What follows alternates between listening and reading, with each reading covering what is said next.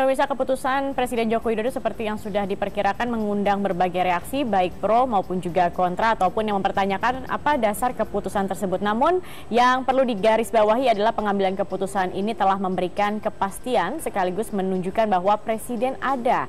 Pro kontra yang memang terjadi ini harus diselesaikan. Pertempuran diperkirakan akan terjadi di parlemen, di mana anggota Dewan telah menyiapkan sejumlah pertanyaan. Dan untuk sedikit menyingkap permasalahan ini, pemirsa, yang akan dihadapi Presiden, nanti kita akan membahasnya dengan sejumlah narasumber. Namun sebelumnya kita akan saksikan terlebih dahulu informasi selengkapnya berikut ini. Keputusan berani diambil oleh Presiden Joko Widodo yang memilih tidak melantik Komjen Pol Budi Gunawan sebagai Kapolri. Keputusan itu dilengkapi dengan pemberhentian sementara pimpinan KPK yang menjadi tersangka dan menunjuk 3 pelaksana tugas pimpinan KPK. Jokowi juga mengusulkan calon Kapolri baru. Keputusan ini merupakan klimaks dari perseteruan KPK dengan Polri. Dengan keluarnya keputusan ini terjadi penguatan antar lembaga negara khususnya penegak hukum.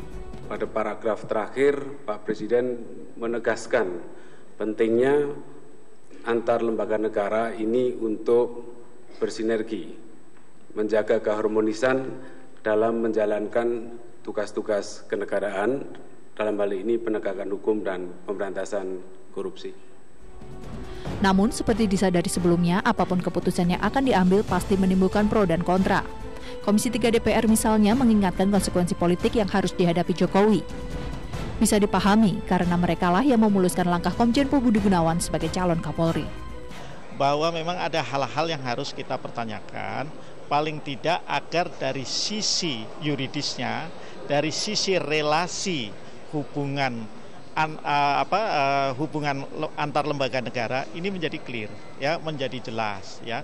Nah, ini yang kami berharap tentu setelah pengumuman singkat tadi disusuli oleh penjelasan-penjelasan lebih lanjut, baik oleh Presiden itu sendiri maupun oleh para pembantunya. Itu. Keputusan yang diambil Jokowi memiliki resiko besar karena dianggap melanggar undang-undang.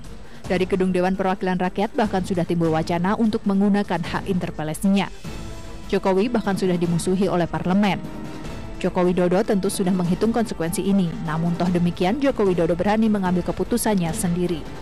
Tim Liputan Metro TV. Pilihan berani Presiden Jokowi itu yang akan kami bahas pada pagi hari ini, pemirsa, dan sudah ada 2 narasumber kami pada pagi hari ini. Yang pertama ada Ikrar Nusa Bakti selaku peneliti politik dari LIPI, dan juga ada Refli Harun, pakar hukum tata negara. Selamat pagi. Pagi, ya, selamat pagi. Oke, baik. Ini di tahun baru Imlek, tentunya banyak orang yang berharap ada sesuatu yang baru dan lebih baik. Apakah keputusan kemarin dari Jokowi ini sudah bisa dikatakan baik dan tepat, Pak Ikrar? Kalau menurut saya sangat tepat, ya. Sudah sangat tepat. Karena itu diumumkan di hari terakhir masa sidang DPR. Kalau kemudian ini masih masa sidang kan pasti langsung saut-sautannya dari Komisi 3 atau dari teman-teman DPR akan besar, ya.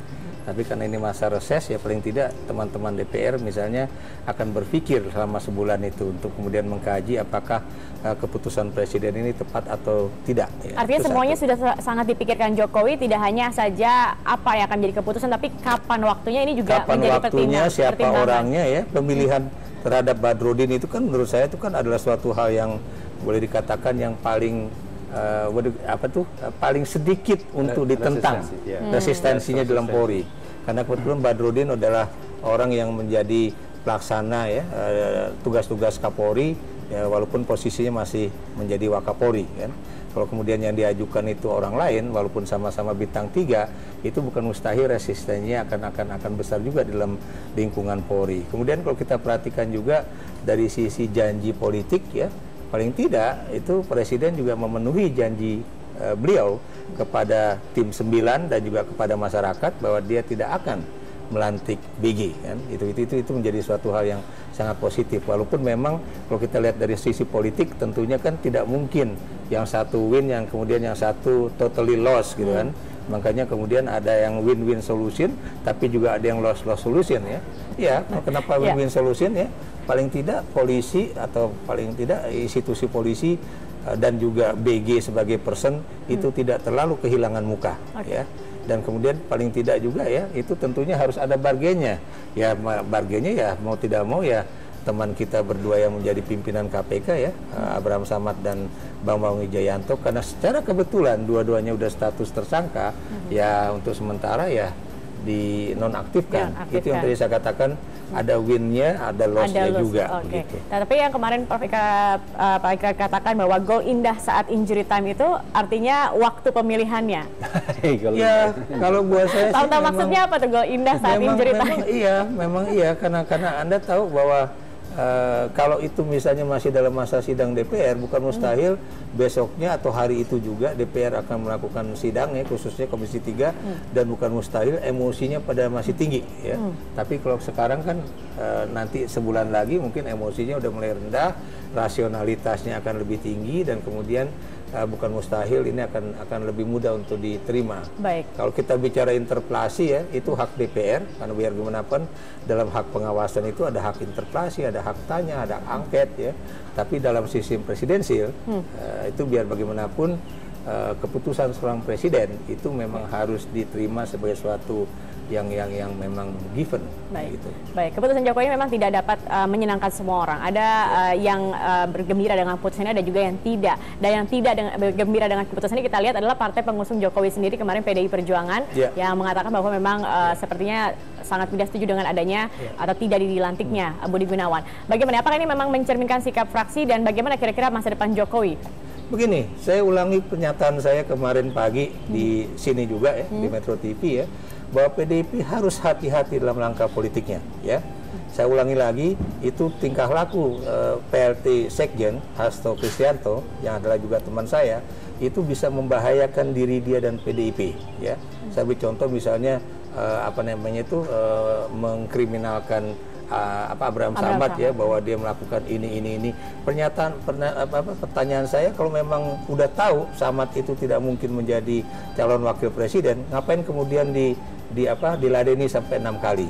Dan setahu saya juga itu tim 11 ya, di mana Hasto ada di situ, Andi Wijayanto ada di situ, memang diberikan mandat atau mungkin perintah oleh Jokowi dan juga oleh Hendro Priyono ya, kalau kita baca dari majalah Tempo, memang untuk mendekati Abraham Samad pada saat itu. Dan artinya Andi tugasnya adalah mendekati. Perjuangan ini harus lebih hati-hati juga ya, saat itu. Ini. Yang kedua ya, ini adalah partai pendukung pemerintah ya. PDIP bukan dalam posisi oposisi ya. Jadi 10 tahun masa oposisi itu harus diubah mindsetnya ya. Jangan kemudian masih menginginkan bahwa presiden harus mendengarkan pandangan dia dan sebagainya. Yang ketiga ya, biar bagaimanapun yang namanya partai oposisi, partai pendukung pemerintah itu harus mendukung, mengamankan, mempertahankan dan menjalankan apa yang diputuskan oleh presiden. Terlepas dari Jokowi bukan pemimpin utama dalam Partai Demokrasi Indonesia Perjuangan. Sebab kalau misalnya PDI tetap ngotot ya, orang akan bertanya, ada kepentingan apa? Lo kok tetap ngotot juga mau menjadikan BG sebagai Kapolri ya, baik itu terhadap Ketua Umum Partai Demokrasi Indonesia Perjuangan maupun partai itu sendiri ya. Orang akan bertanya-tanya mengenai hal itu. Sementara kita tahu apa yang dilakukan oleh presiden itu adalah jalan tengah yang terbaik dibandingkan dengan opsi-opsi lain yang mungkin buruk. Dengan segala perhitungan yang sudah dilakukan, kalkulasinya ini adalah keputusan yang terbaik dan juga dikatakan paling minim resikonya seperti itu. Baik, dan juga nanti saya juga ingin meminta komentar dari Mas Refli. Mas Refli, tentunya ada juga pertentangan dari DPR sendiri yang mengatakan bahwa ini tidak sesuai dengan undang-undang seperti itu. Nanti kita akan membahasnya, apakah memang keputusan ini tidak sesuai dengan aturan atau memang sudah sejalan dengan aturan. Nanti kita akan membahasnya, pemirsa. Sesaat lagi Bincang Pagi akan kembali, tetap bersama kami.